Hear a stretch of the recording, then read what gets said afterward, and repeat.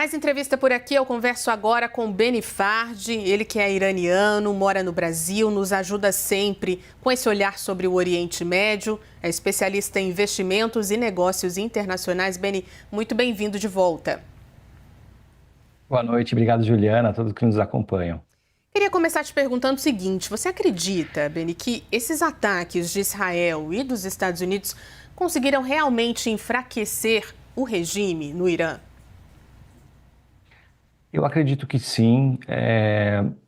O Irã ele já vinha dando demonstrações, o regime dos ayatolás já vinha dando demonstrações de que a retórica era muito mais forte do que a realidade dos fatos da sua estrutura. Aqui vale fazer talvez uma alusão ao momento em que a cortina de ferro caiu na então União Soviética e o mundo e os Estados Unidos perceberam quão atrasada estava ou era a estrutura industrial militar bélica da União Soviética, a atual Rússia. E fazendo esse paralelo ao regime dos ayatolás, todo esse movimento começa quando, em 2020, acontece a morte do general iraniano Qasem Soleimani num ataque ao Iraque, dentro do Iraque. Então, ali começa em 2020 toda uma tensão maior que vai crescendo ao longo do tempo e de forma gradativa, tanto Estados Unidos quanto Israel, especialmente Israel, as forças de inteligência de Israel, começam a construir o cenário para o que culminou na Guerra dos 12 Dias, no ano passado, que demonstrou a incapacidade dos ayatolás, do regime dos ayatolás e da Guarda Revolucionária, de manter minimamente a estrutura sobre o seu próprio espaço aéreo. Isso foi bastante contundente sob o prisma internacional, porque em pouquíssimo tempo, somente caças israelenses sobrevoavam o espaço aéreo e coordenavam ações no espaço aéreo iraniano, lembrando que o Irã é uma nação muito grande do ponto de vista territorial e com um relevo bastante característico, montanhoso nas regiões do norte. Então, é uma geografia, uma topografia complexa. Israel bem sucedido na Guerra dos 12 Dias com o apoio dos Estados Unidos, e isso foi crescendo no ponto de vista preparatório, lembrando que lá em meados do ano passado, uma série de bombardeios e ataques cirúrgicos já se utilizando, inclusive, de tecnologia militar avançada baseada em inteligência artificial, dados satelitais, drones. Essa é possivelmente a primeira guerra que nós estamos experienciando, Juliana, que tem usado de forma objetiva e expansiva a inteligência artificial, o uso de inteligência de dados em tempo real para a tomada de decisão muito mais rápido do que se tomava alguns anos atrás. Então, Israel se mostrou extremamente assertiva em meados do ano passado e agora também.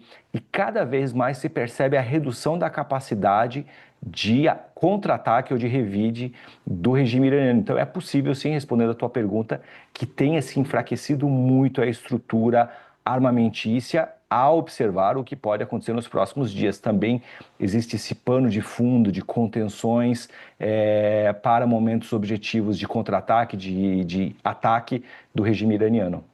Agora, esse enfraquecimento, Beni, abre espaço ou não para uma influência dos Estados Unidos sobre a escolha da sucessão de Ali Khamenei? A gente veio mostrando aqui os possíveis candidatos, uma fala hoje de Trump que chamou muito a atenção, de que quer, de alguma forma, ter voz ativa nessa escolha. O que pode acontecer daqui para frente? Super interessante a tua pergunta. Se a gente recapitular a história do Irã no século passado, nós vamos perceber uma série de intervenções que passaram por diversas mãos. Então, não só os Estados Unidos, mas o Reino Unido e também a própria União Soviética à época tiveram efeitos de intervenção ao longo dos últimos quase 90 anos, 80 anos sobre o Irã. Então você tem o pai do Mohammad Reza Shah Pahlavi, que era o monarca do Irã deposto na Revolução Islâmica, sendo deposto de forma forçosa por uma coalizão Inglaterra, União Soviética, para que o seu filho, Mohammad Reza Shah Pahlavi, tomasse o poder. Depois a gente tem Mohammad Mossadegh vindo através de uma estrutura parlamentar do voto, mas que foi também deposto por uma coalizão Estados Unidos-Reino Unido. Então, o que acontece é que, historicamente, há intervenções externas no sentido de apoiar ou de destituir. E agora a gente está vendo a repetição da história, Juliana. Eu acredito que os ayatolás precisarão sentar à mesa de negociação caso queiram manter minimamente a estrutura.